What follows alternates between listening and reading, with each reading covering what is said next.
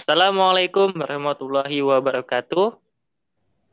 Waalaikumsalam Waalaikumsalam warahmatullahi wabarakatuh. warahmatullahi wabarakatuh.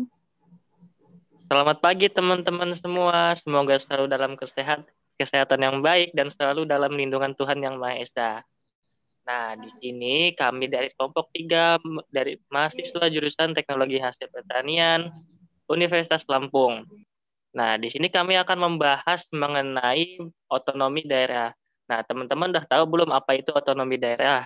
Nah, jadi otonomi daerah itu adalah hak, wewenang, dan kewajiban suatu daerah dalam mengurus wilayahnya itu sendiri.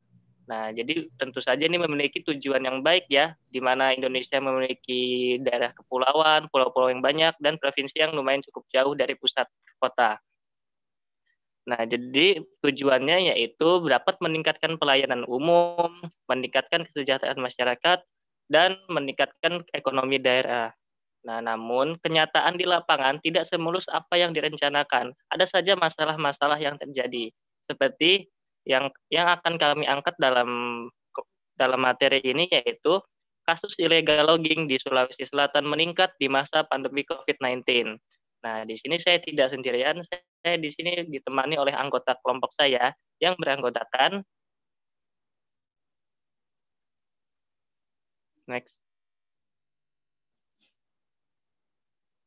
Maria Mesdiko Sama, Rika Davita, Firhan Alvaris, Agnia Rizka Setia Sofiana, Widiawati Khairatus Syafa'ah, Tita Aretaristiani, Mesya Tiffany Putri, dan Dinda Mariana. Nah, selanjutnya yaitu penyajian materi yang akan dibahas oleh anggota kelompok. Kepada anggota kelompok, saya persilakan. Adapun analisis penyebab masalahnya.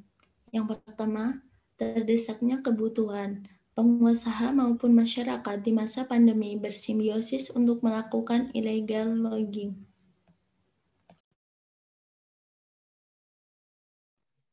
Yang kedua, tidak bertanggung jawab dalam kewenangan dan kemampuan pengolahan serta dukungan kapasitas kelembagaan yang memadai. Tiga, kecenderungan meningkatkan pendapatan, sehingga menyebabkan pengurusan dan ketidakberlanjutan pemanfaatan sumber daya alam.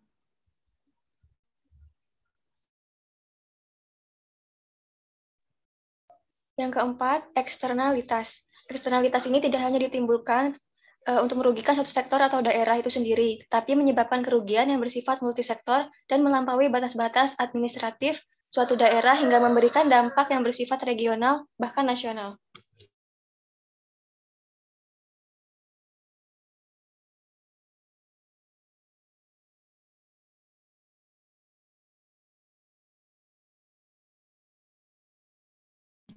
Selanjutnya, dampak yang ditimbulkan dari masalah.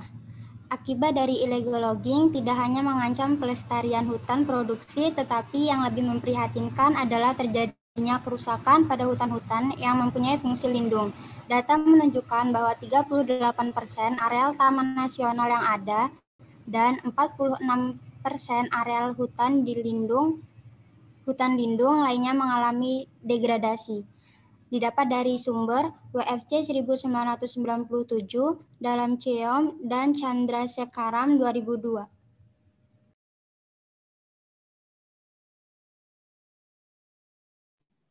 Adapun ide solusi penyelesaian masalah yang pertama, institusi pemerintah terkait dan pemangku kepentingan untuk bekerja sinergi terhadap penegakan hukum mengatasi kejahatan kehutanan, terutama pada pembakaran liar.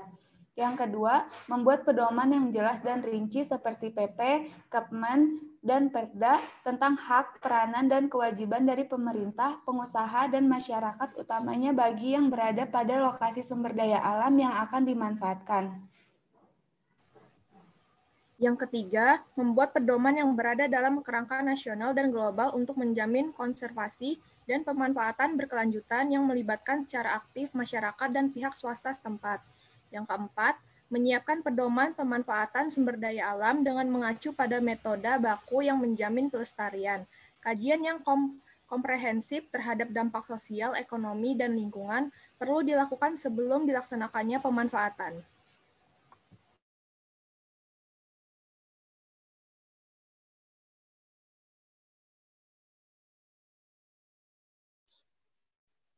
Nah, sudah sampai di penghujung pembahasan nih. Nah, jadi ada kesimpulan yang dapat saya ambil dari pembahasan yang sudah disampaikan oleh teman-teman.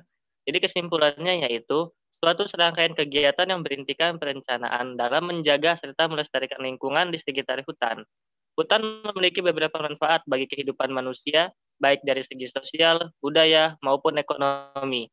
Akan tetapi, akibat tangan manusia itu sendiri, terkadang terjadi beberapa kerusakan hutan, misalnya kebakaran hutan, sehingga hutan menjadi gundul yang mengakibatkan banjir, tanah longsor, dan kekeringan yang semakin meningkat.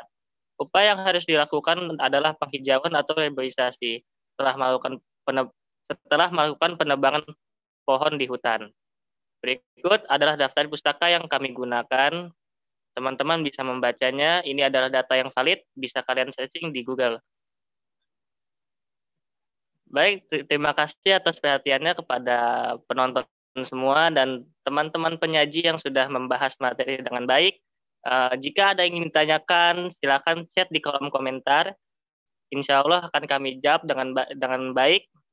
Saya tutup. Assalamualaikum warahmatullahi wabarakatuh. Waalaikumsalam Waalaikumsalam warahmatullahi wabarakatuh.